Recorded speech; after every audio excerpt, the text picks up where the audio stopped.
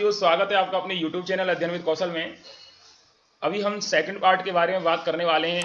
तो इसके अंदर दूसरा पार्ट है धातुओं के रासायनिक गुणधर्म कि धातु किसी के साथ अवक्रिया करके किस चीज़ का निर्माण करते हैं और इससे उनका क्या निष्कर्ष निकलता है, इस बारे में बात करेंगे।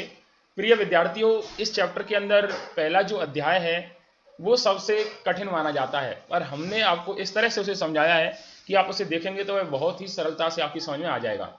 तो चैप्टर थर्ड के सेकंड टर्म की हम बात कर रहे हैं कि धातुओं के रासायनिक गुणधर्म। जब धातुएं वायु के साथ अवक्रिया करते हैं तो धातु ऑक्साइड का निर्माण होता है। तो विद्यार्थियों ध्यान रखें, जो धातु के ऑक्सीजन के साथ अवक्रिया करके हम धातु ऑक्साइड का निर्माण करते हैं। धातु क्या हो सकता है? कॉपर हो सकता है, जैसा हमने आपको बताया था, आयरन हो सकता है, एल्युमिनियम हो सकता है। ये सभी धातु जब ऑक्सीजन के साथ अवक्रिया करते हैं, ऑक्सीजन होता है O2, यानी कि जब ये O2 के साथ अवक्रिया करते हैं तो धातु ऑक्साइड का निर्माण करते हैं। यानी कि आपने देखा कि जो धातु यहाँ है वो कॉपर है, और जब इसने ऑक्सीजन ने इसके साथ अवक्रिया की, रिएक्शन किया, तो यहाँ कॉपर ऑक्साइड का निर्माण हो गया, यानी कि 2CuO हमें देखने को मिला, जो कि अब क्या है, धातु ऑक्साइड के नाम से जाना जाएगा। इस प्रकार अगर इसमें सेकंड क्वेश्चन की बात अगर हम करें तो यहां दे रखा है 4Al, जिसे हम एल्युमिनियम कहते हैं, और जो एल्युमिनियम है वो धातु है, ये भी किसके साथ अवक्रिया कर रहा है? ऑक्सीजन के साथ। यहां ऑक्सीजन की बात करें तो ऑक्सीजन के जो इनकी संख्या है वो 6 हैं और एल्युमिनियम के 4 हैं।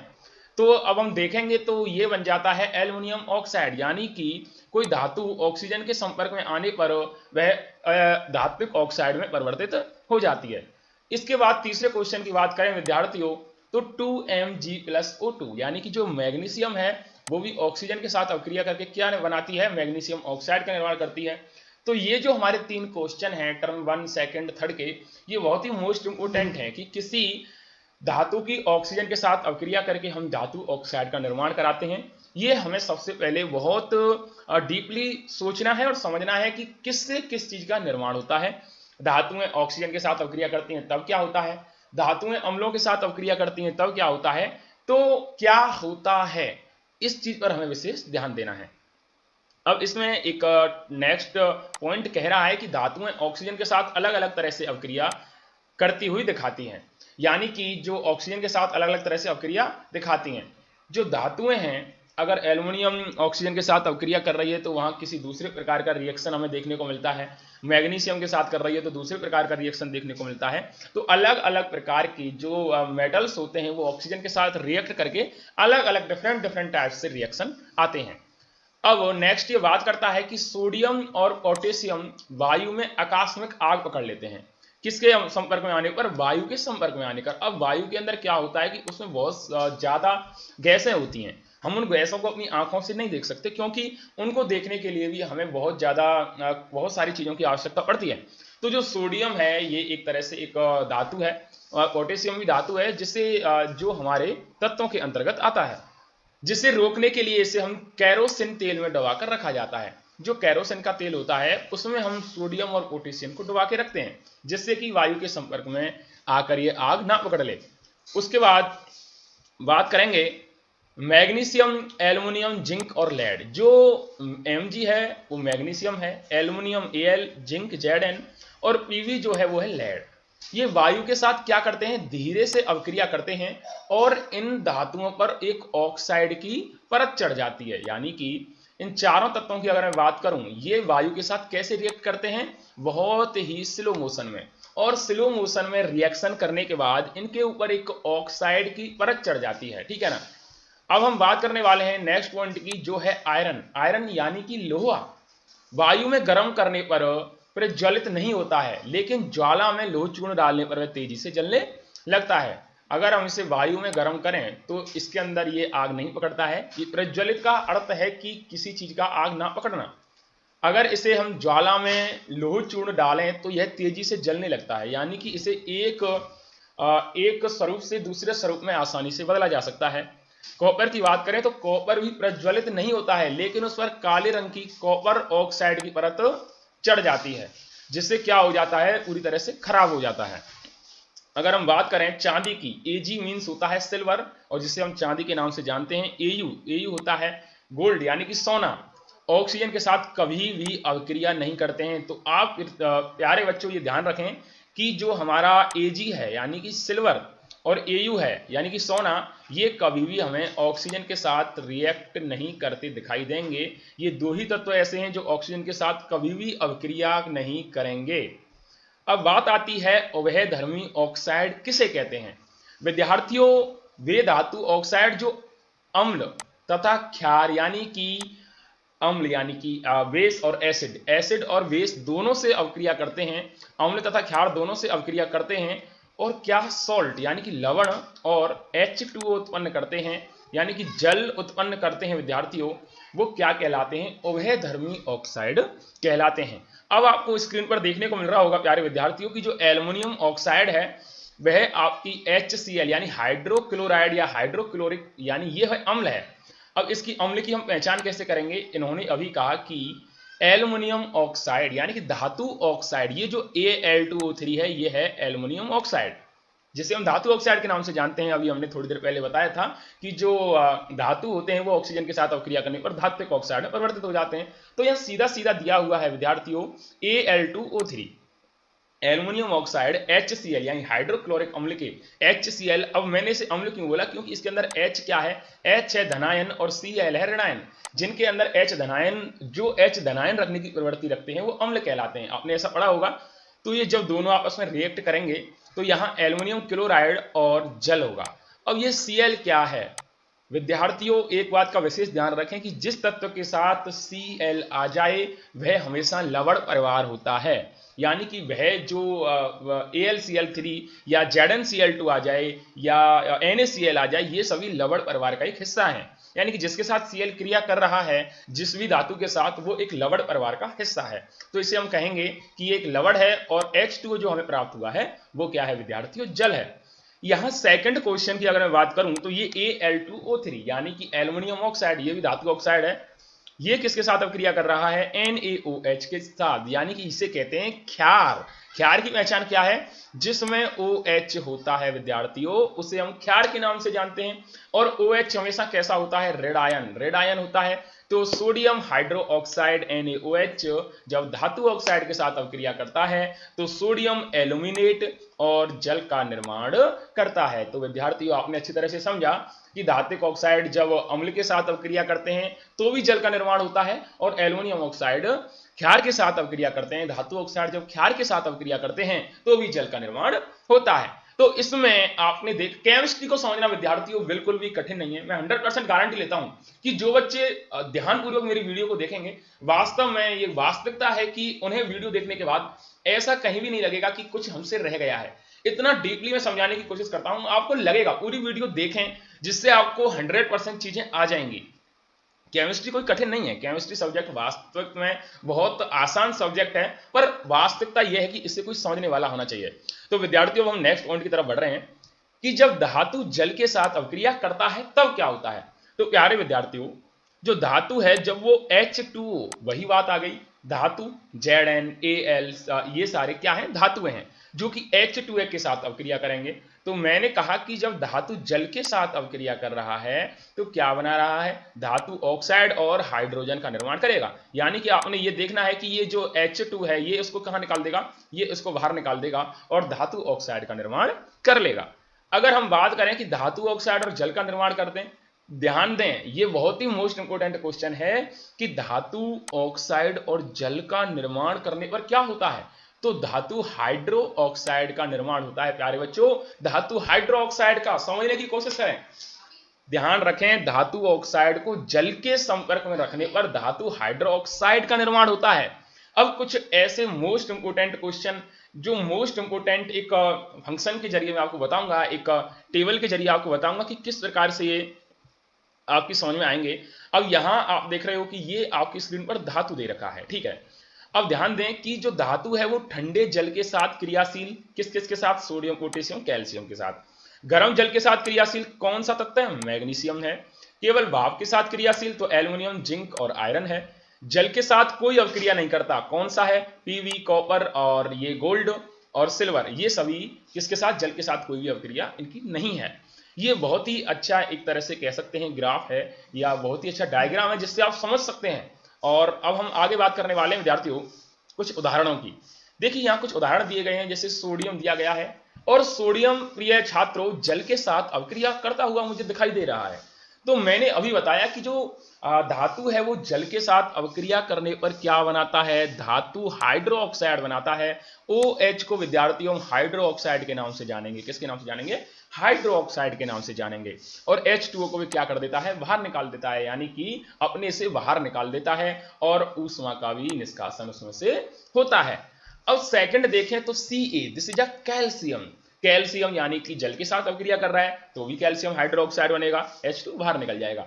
तो जितने भी जैसे Mg है, एल्युमिनियम है, आयरन है, ये सभी जितनी भी बार अभिक्रिया करेंगे हमें क्या मिलेगा? एल्युमिनियम जब जल के साथ अभिक्रिया करेगा तो एल्युमिनियम ऑक्साइड मिलेगा, आयरन जब जल के साथ अभिक्रिया करेगा तो आयरन ऑक्साइड मिलेगा। और मैग्नीशियम, कैल्शियम और सोडियम जब जब जल के साथ अभिक्रिया करेंगे तो हमें हाइड्रो ऑक्साइड की प्राप्ति होगी। इस बात को आप ध्यान रख लेना कि जब सोडियम, कैल्शियम और मैग्नीशियम अभिक्रिया करेंगे तो किसकी विद्यार्थी प्राप्ति होगी, हमें ध्यान रखेंगे आपको किसकी विद्यार्थियों किसकी प्राप्ति होगी? OH की। और इनके साथ अभिक्रिया करने पर हमें प्राप्ति होगी ऑक्साइड की। किसकी? ऑक्साइड की। प्रिय विद्यार्थियों, आगे हम बात करने वाले हैं धातुओं की तनु अम्ल के साथ अभिक्रिया। तनु अम्ल, तनु मीन्स थोड़ा, अम्ल, अम्ल जो H धनायन देने की प्रवृत्ति रखता है जो स्वाद में खट्टे होते हैं, जैसे संतरा हो गया, नींबू हो गया, ये प्रिय विद्यार्थियों क्या है? अम्ल हैं, यानी कि ये क्या है? एसिड हैं। धातु जब तनु अम्ल के साथ अभिक्रिया करता है प्रिय विद्यार्थियों तो क्या देता है? लवण देता है और हाइड्रोजन गैस देता है। कौन कौन सी चीजें देता है? लवण और हाइड्रोजन गैस। तो अब ये हमारे इस चैप्टर का थोड़ा सा पॉइंट्स ये लास्ट चल रहा है तो ध्यान से देखते रहिए। आयरन और हाइड्रोक्लोरिक यानी कि धातु और तनु अम्ल की अब क्या हो रही है? रिएक्शन हो रहा है। तो मेरे प्यारे बच्चों जो रिएक्शन हो रहा है तो क्या हो जाएगा?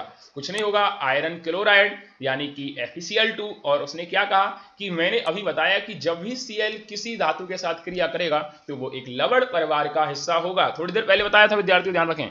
तो H2 जो है वो क्या है? हाइड्रोजन गैस है, तो हमारा हाइड्रोजन गैस उसने दिया। अब ये दूसरा बार Mg के साथ अभिक्रिया कर रहा है, कौन? तनु अम्ल। तो यहां भी क्या हो जाएगा? MgCl2 हो जाएगा, ये भी एक लवण परिवार का हिस्सा है। मैग्नीशियम क्लोराइड, जिंक भी किसके साथ? HCl के साथ क्रिया है जो कि क्या है? ZnCl2, zinc chloride. एल्युमिनियम भी HCl के साथ अभिक्रिया कर रहा है तो 2AlCl3। ये सब क्या है? ये एक लवण परिवार का हिस्सा है, एक नमक परिवार का हिस्सा है, कह सकते हैं एक सॉल्ट फैमिली का हिस्सा है, ठीक है ना। इसमें से भी हाइड्रोजन गैस का निष्कासन हो रहा है। अब वो तीन तत्व हमारे पास ऐसे हैं जो अम्लों के साथ कभी भी अभिक्रिया नहीं करते हैं। कॉपर, AgHg यानी कि मरकरी, सिल्वर और कॉपर, ये कभी अम्लों के साथ अभिक्रिया नहीं करते, यानी कि ये अम्लों के साथ कभी भी रिएक्ट नहीं करेंगे। ये आपको बात बिल्कुल ध्यान रखनी है कि तीन तत्व कौन कौन से हैं? CuAgHg, CuAgHg, ये अम्लों के साथ कभी भी रिएक्ट नहीं करते हैं। तो विद्यार्थियों नेक्स्ट अब हम पॉइंट की बात करने वाले हैं कि सक्रियता श्रेणी क्या है? रिएक्टिव सीरीज जिसे हम इंग्लिश में बोलते हैं प्यारे विद्यार्थियों, रिएक्टिव सीरीज वह सूची जिसमें धातुओं को क्रियाशीलता के अवरोही और आरोही, तो आप जानते ही होंगे, तो अवरोही क्रम में व्यवस्थित किया जाए, यानी कि जो सबसे ज्यादा एक्टिव है उसे सबसे ऊपर रखा जाएगा। तो इसमें जो सबसे ऊपर रखा हुआ है प्रिय विद्यार्थियों वो है सोडियम, यानी पोटेशियम। के को हम पोटेशियम कहते हैं और Na को हम सोडियम कहते हैं। तो ये सबसे कम रिएक्टिव है, यानी कि जो सोडियम है ये पहले वाले से क्या है? कम रिएक्टिव है, इसलिए इसे नीचे रखा गया है। उससे कम रिएक्टिव क्या है विद्यार्थियों? कैल्शियम है। और उससे कम रिएक्टिव की बात करें तो मैग्नीशियम है। ये है घटती अभिक्रियाशीलता। ये कौन सी अभिक्रियाशीलता है प्रिय छात्रों? घटती अभिक्रियाशीलता। तो इसे हम कहते हैं सक्रियता श्रेणी, यानी कि रिएक्टिव सीरीज के नाम से जानते हैं। तो आपको याद कर लेना था। याद कैसे करना है? Potassium, sodium, calcium, magnesium, aluminium, zinc, iron और लेड। तो आपको बहुत, अब इसके बाद क्या आएगा? Hydrogen, copper, Hg, mercury, Aq, ये सारी चीजें आपको याद करनी है। तो ये सबसे कम अभिक्रियाशीलता है, सबसे कम अभिक्रियाशीलता, यानी कि जो सबसे कम अभिक्रियाशील है वो सबसे नीचे रहेगा। ऐसा कह सकते हैं कि एक ताकतवर इंसान को सबसे पहले लड़ाया जा रहा है और जो कमजोर है उसे सबसे लास्ट में रखा जा रहा है। अब प्रिय विद्यार्थियों हम बात करने वाले हैं धातुओं के अधातुओं के साथ अभिक्रिया, यानी कि मेटल्स की नॉन मेटल के साथ रिएक्शन कैसे होता है। तो ध्यान से समझेंगे कि तत्वों की अभिक्रियाशीलता संयोजकता को उसको पूर्ण करने की प्रवृत्ति के रूप में हम समझ सकते हैं। तो विद्यार्थियों ध्यान रखें धातु के परमाणु अपने संयोजकता कोश से इलेक्ट्रॉन त्याग करते हैं और धनायन बनाते हैं। क्या बनाते हैं? धनायन। कह सकते हैं क्या बनाते हैं? धनायन, यानी कि पॉजिटिव चार्ज बनाते हैं।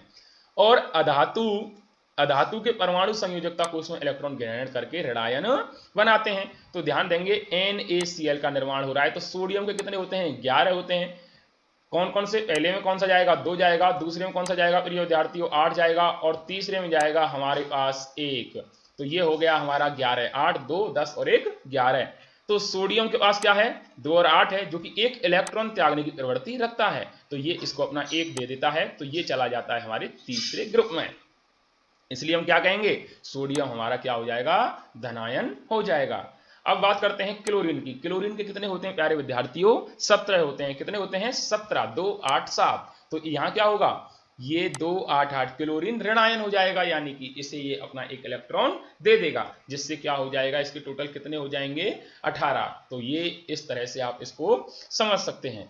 अब आगे बात करते हैं विद्यार्थियों आयनिक यौगिक के बारे में। देखिए, विपरीत आवेशित आयन एक दूसरे को आकर्षित करते हैं। हम सभी जानते हैं कि जो प्लस माइनस होता है, हमेशा उससे कैसा हमारा रिजल्ट आता है? हमारा रिजल्ट मिलेगा हमें माइनस का। माइनस माइनस होगा तो प्लस का रिजल्ट मिलेगा, यानी कि विपरीत आवेश आयन एक दूसरे को आकर्षित करते हैं। और विपरीत और एक जैसे जो चार्ज होते हैं, जैसे मैं माइनस माइनस कर देता हूं, एक दूसरे को क्या करते हैं? क्या करते हैं? प्रतिकर्षित। इसलिए ये क्या कहलाते हैं? वैद्युत बल में बंधकर आयनिक यौगिक को बनाते हैं। तो विद्यार्थियों, इस चैप्टर की जो लास्ट पॉइंट रह गया है हमारा, ये है आयनिक यौगिकों के गुणधर्म। गुणधर्म का मतलब होता है कि इनकी जो भौतिक प्रकृति है, गलनांक इनका कैसा है, ये घुलते हैं या नहीं घुलते, इनकी घुलनशीलता कैसी है, विद्युत के सुचालक हैं या कुचालक, इस बारे में हम बात करने वाले हैं। तो भौतिक प्रकृति की बात करें तो ये ठोस व कठोर होते हैं और ये सामान्यतः भंगुर भी होते हैं। गलनांक और क्वथनांक। गलनांक होता है किसी चीज का गलना, यानी कि धीरे धीरे किसी चीज का गलना, यानी कि एक बर्फ है और उसे आप सूर्य की रोशनी में रख देते हैं, यानी कि तापमान में रख देते हैं, तो वो धीरे धीरे वो गलना स्टार्ट कर देती है, उसे गलनांक कहते हैं। क्वथनांक होता है कि जब हम पानी को गर्म करते हैं, जब वो उबलना स्टार्ट करता है एक टेम्परेचर पर, तो वो उसका क्वथनांक कहलाता है। तो ध्यान रखें विद्यार्थियों, आयनिक यौगिकों का गलनांक व क्वथनांक क्या होता है? ध्यान रखें, बहुत अधिक होता है। किसका? आयनिक यौगिकों का गलनांक और क्वथनांक दोनों कितने कैसे होते हैं? बहुत अधिक होते हैं। तीसरे की हम बात करेंगे घुलनशीलता के बारे में। आयनिक यौगिक प्रायः जल में घुलनशील व केरोसिन, पेट्रोल जैसे विलायकों में अविलेय होते हैं। विलेय होता है विद्यार्थियों, विलेय होता है विद्यार्थियों। विलेय किसे कहते हैं हम? विलेय कहते हैं जो घुल जाता है, और अविलेय कहते हैं जो कि नहीं घुलता है। तो ध्यान रखें, विलेय और अविलेय दो चीज आपको यहां से मिल गई। अब हम विद्युत चालकता की बात करेंगे प्रिय विद्यार्थियों। लास्ट पॉइंट की बात कर रहे हैं। आयनिक यौगिक जलीय विलयन में और गलित रूप में विद्युत का क्या करते हैं? चालन करते हैं। ये ठोस रूप में विद्युत का चालन नहीं करते। तो विद्यार्थियों, मैंने आपको समझाया था कि विद्युत चालकता किसे कहते हैं। अगर मैं लोहे पर, जैसे ये हमारी धातु है लोहा, उसमें मैं करंट प्रवाहित करूंगा तो उसमें हो जाएगा, क्योंकि ये एक धातु है, तो ये विद्युत चालकता कहलाएगी। तो प्यारे विद्यार्थियों, इस अध्याय को समझने में अगर जो भी परेशानी हुई हो तो मुझे कमेंट सेक्शन में जाके जरूर बताएं। और मेरी वीडियो अगर अच्छी लगी हो तो बताएं। लाइक और सब्सक्राइब करना ना भूलें दोस्तों। मैं इस बात की गारंटी लेता हूं कि आपकी केमिस्ट्री को आसान बनाने का काम बहुत जल्द करूंगा। बहुत बहुत धन्यवाद दोस्तों। सब्सक्राइब करें, लाइक करें और मेरी वीडियो को शेयर करना ना भूलें। और कमेंट सेक्शन में जाके जरूर बताएं कि किस प्रकार का हमारा वीडियो आपको लगा है। बहुत बहुत धन्यवाद दोस्तों। जय हिंद।